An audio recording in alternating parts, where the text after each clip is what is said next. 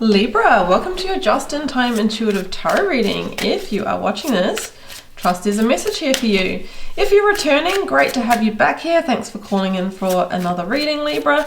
And if you're a newbie, welcome. My name is BRONYA. I'm an intuitive tarot reader.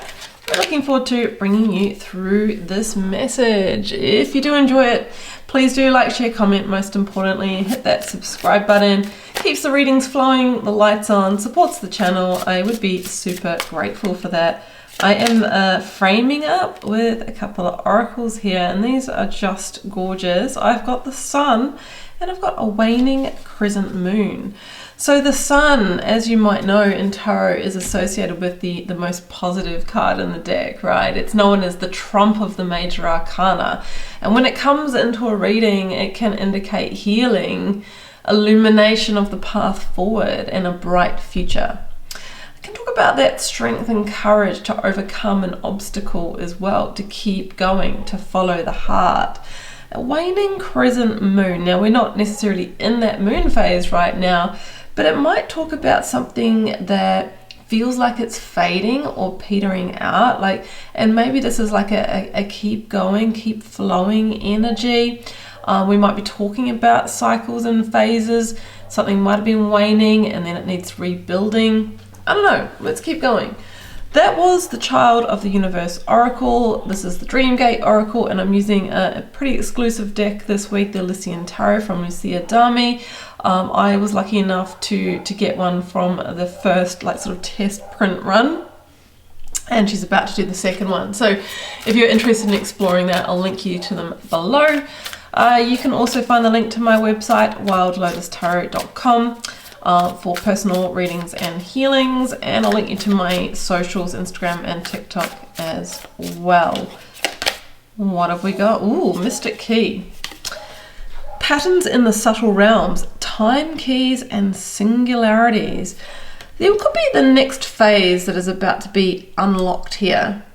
Time keys, maybe we have divine timing, divine orchestration, patterns in the subtle realms. Maybe we have, like I said, we've almost got cycles playing out here. Mystic Key. I feel like, it's almost like the Hierophant. You know how it's, well, some of you will know, it's shown as having these two keys crossed at the front, and it's like, which way do you want to go? Do you want to, keep going in the same pattern, in the same cycle? Or do you want to unlock the future? Something different. Okay, well, we'll see what comes out. So, using the full tarot deck now. The Devil. Just, even outlines can be too much for the algorithm, so we'll do that. The Devil, Capricorn energy. And it can be our limitations. It can be our entrapments, our disempowerment. So what it feels like is that in this next cycle, you need to break free, right? Break the shackles, right? The shackles of the past ways of being disempowered, maybe habits within yourself that might have blocked you, or in your environment, right? The Devil offers us an opportunity to rise above, to look at the shadow aspects where we might have been perpetuating or playing into cycles that haven't been the best, that have the waning crescent, has dimmed our light in some way. But you are being asked to step into the sun, your full light, your full empowerment, right? So that is making sense. Something has dimmed your light, and you have an opportunity to break free from that. Oh, the Hierophant. We got it, right? That it's obviously not the Rider-Waite one, so you can't see the keys, but that is the energy I was feeling into. Taurus energy, Sun, Moon, Rising, or Venus. Two Earth energies coming in, and so we might be dealing in the realm of something, like physical commitment, contract, money, work, career, something like that. And the Hierophant asks you to consider the direction that you're going in. I also get the feeling with the Devil coming through and the dimming your light, you might have tried to take a traditional path, but it's just not for you, and you might have been doing that for reasons of keeping family happy, certain expectations or status, but you've got another energy coming in, another direction that is more in alignment with your truth. The Hanged Man, yeah. And the Hanged Man is interesting because the Hanged Man is seeking the clarity, the wisdom, the enlightenment. Maybe you're just making sense of all of this. And then through that enlightenment, there's an opportunity to release, to liberate, to enter into the new cycle. Because after the Hanged Man, we go on to the Death card, right? And we've just moved through the Scorpio full moon associated with the Death energy. So it talks about death and rebirth. So I feel like you're about to reinvent yourself in some way, in a much more authentic sense that is going to bring you greater success and maybe finance as well, because it's all just, it just flows from that place. So yeah, you're about to reinvent yourself in some way. This is the 10 of Wands, because you can't keep up whatever that charade is anymore. And for some of you, it might not be work, career. It might have been that well-worn path of, I don't know, like university or entering into a traditional relationship or marriage, 2.5 children, getting the mortgage, maybe something in like one of those scenarios, or maybe the whole thing. You followed the whole thing and you've gotten to a point and gone, you know what? It doesn't necessarily mean you need to leave that situation, but I need to explore my authentic truth.